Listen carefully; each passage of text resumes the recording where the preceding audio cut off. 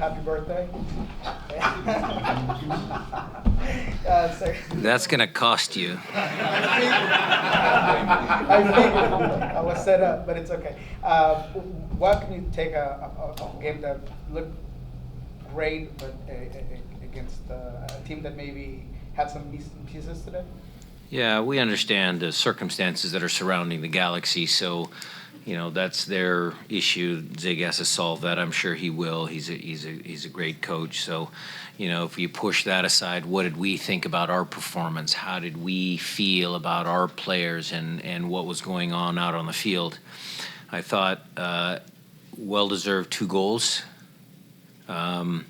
We've talked about this. Our team has started strong the first 20, 25 minutes of games here recently, and we let our foot off the gas a little bit. And I think we let them back in. So we made a couple corrections at halftime, tried to get some adjustments made.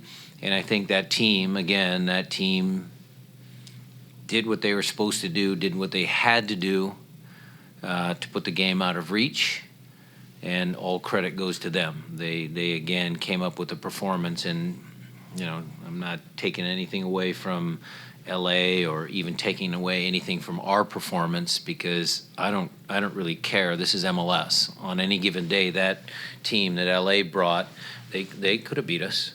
I mean, that's the parity in MLS. So we're pleased with the result, and it just pushes us 3 points closer to making sure we're in the playoffs. Jeremiah? Yeah, I know a lot of the talk this week was about Rui Diaz's touches last game. He got 40 this game. Obviously got a goal, had a few other good looks at goal. How conscientious of an effort was that? And then I guess emotionally, how big was it for him to get that goal? He likes scoring goals, I can tell you that. The 40 touches is a positive. We did work on that in training, specific patterns, trying to get him more involved. So, we'll continue to work on that. I threw Bruin on there in the second half again so that we could see. We'll watch the tape of how they look together. So good for him for scoring. Probably could have had a couple more. So happy that he's, getting in the swing of things with this group of guys. Matt? It might seem odd to ask about the defense after a game whenever you scored 5 goals, but what do you think it is about your back line that's allowed it to be so steady this year? It just seemed like a very composed performance again. Well, I talked about this the other day. I can't remember who was all present, but you start with Steph. And that's obviously the starting point. And I always say this, and I'll continue to say this, that Tommy does a really nice job with all the goalkeepers. Steph, Brian, Callie. Tommy's had Keller, Hanneman. Tommy's the constant in that particular goalkeeping position.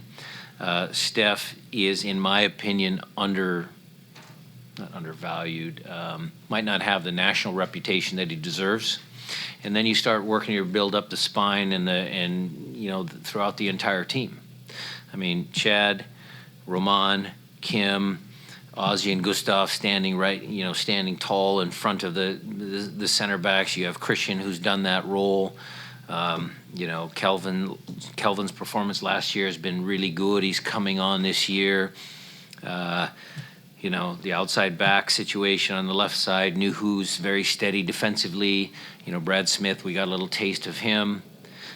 Nico's engine in that number 10 position is actually not just good in the attacking side of things, but it's also good defensively because he covers so much ground. He can close guys down, makes it challenging for teams to, create any sort of, extended possession.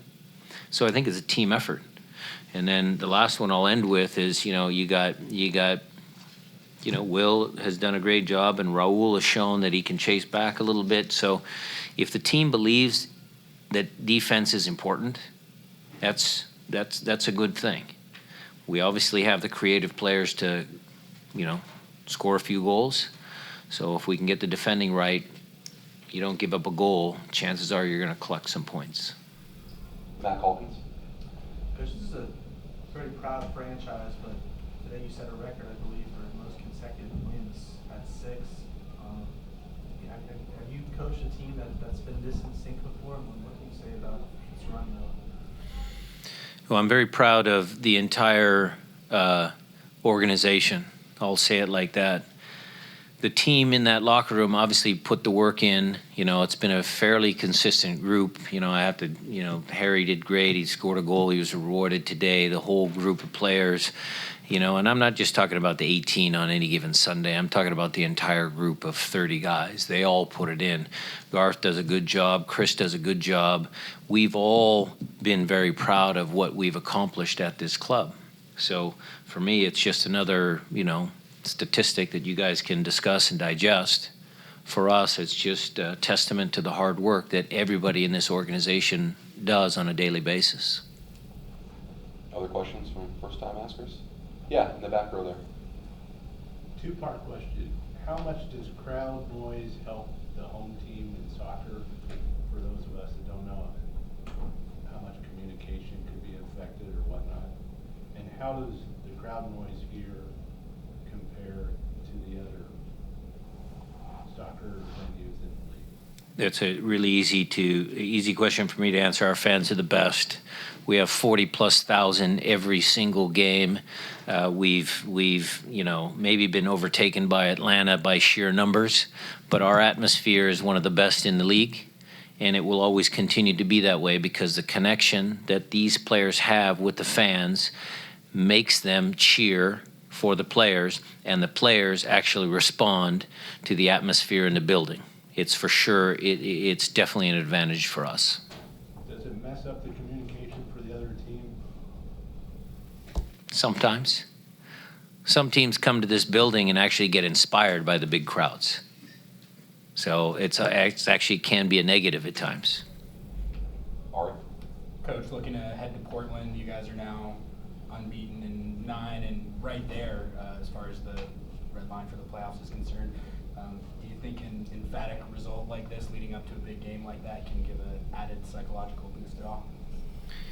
Well, I think the team, yes, is clicking. They're believing that they can win games. We'll show them tape of the last time we played down there. Remember, it was a late goal by Blanco that kind of sunk the ship there. We had some challenges back then when we first played them down there.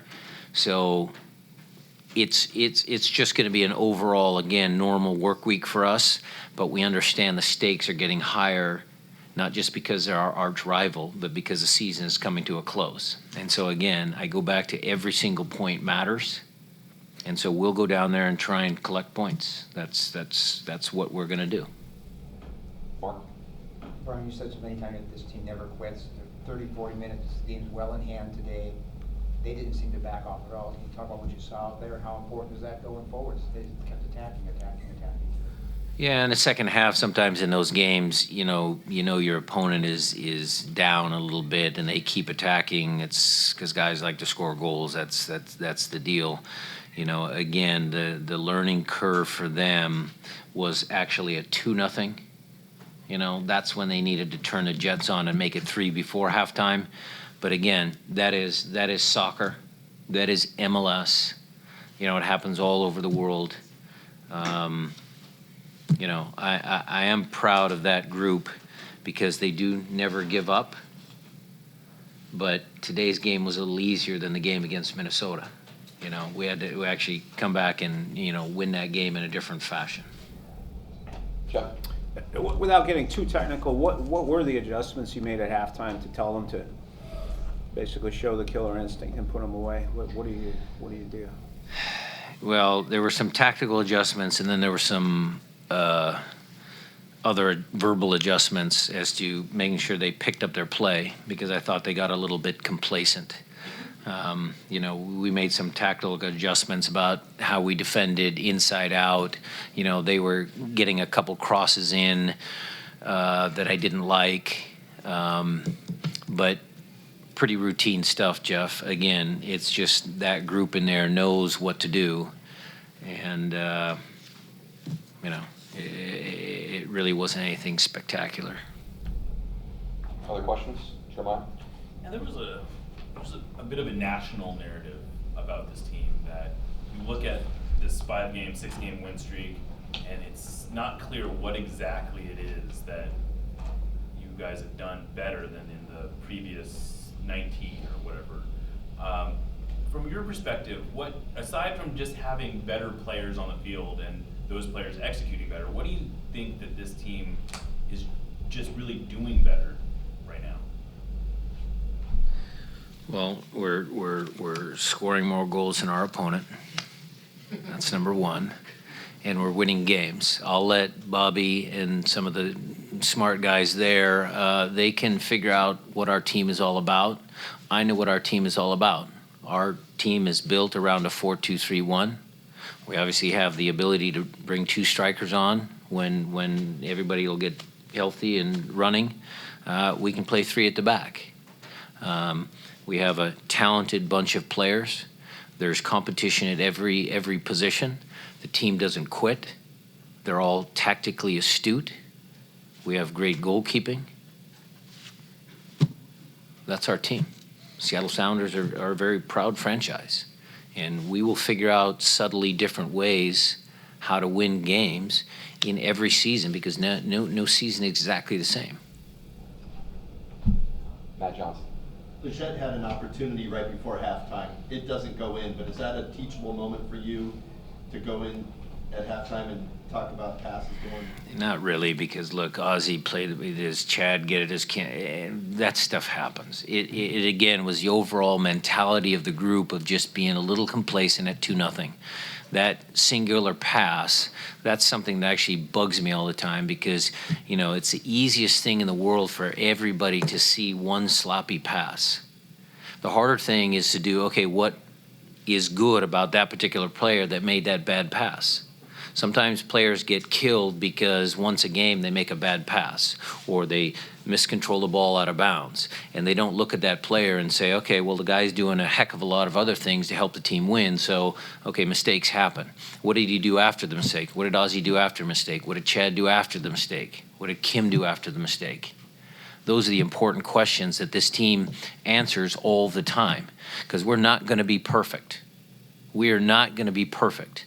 But we will always continue to learn and continue to try and create and try and make sure that we finish and close out games and make it into playoffs. And then when we do, we'll try and make a statement in the playoffs.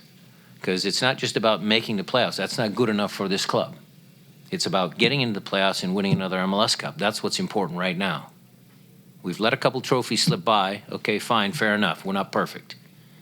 But now we have a singular goal in sight, and it's important. So all of the little minutia stuff is pushed to the side. A few more? Yeah. From what the LA Times reported, their star player didn't want to play here because of the surface, artificial turf, basically. Are any of your players reluctant to play on this? Never. Have you ever Nope. had any players Never. reluctant on? And how? Our turf is great. How impactful was his absence? Very. He's a great player. He's a world-class player, so they missed him. But that's not my business. Nico? It seems like Nicolas Ladera has been playing fantastic the last 2 months, whether it's in a 4-3-2-1 or 4-4-2. Now he's been called to his national team for the friendlies. What have you seen different out of him in the last couple of months? I've seen the Nico of since day one when he got here. A great player. He cares. He fights. He works. He does all the little things that fit in with the type of character that this club wants to have on and off the field.